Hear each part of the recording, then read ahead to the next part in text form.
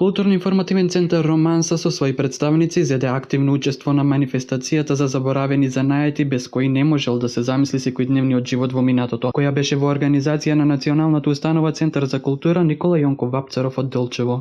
Основните индици, а тоа го потврдуваат и богатите археолошки наоѓалишта, дека најстарите занаети на тлото на Македонија се практикувале во Битола уште во новото камено време, неолит, каде занечи полирале камен и правеле орудија и оружја од камен.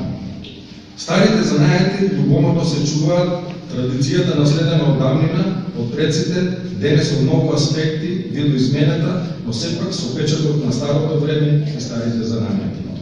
Ние изработуваме од дрво, сечење на дрво до финален производ. За да се направи еден тапан, тоа е долг процес, долг период. За да и други производи, кожа, да, кожи навалуваме, купуваме готова кожа од Куманово. Другото се е наше. Тај занети од старо време. Вика се предено. Добро.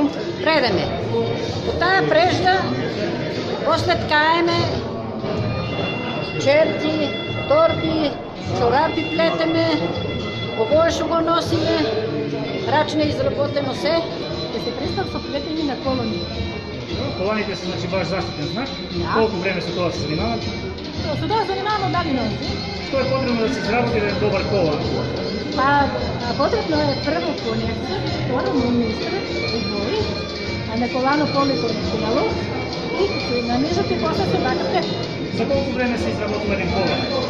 Зависи од овото време, што може скоро, да месец. Значи, прво благодарност до вашата општина, што не поканивте и со голема радост, со голема чест дојдовте и секој пат на вакви или слични настани ќе доваѓаме и мислам дека ние како општини кои сме најблиску едни до едни треба да соработуваме на тоа поле, на културно поле по секој поглед.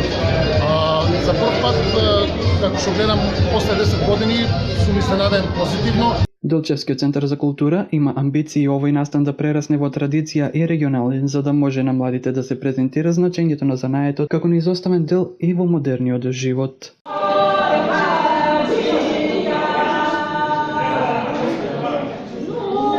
Oh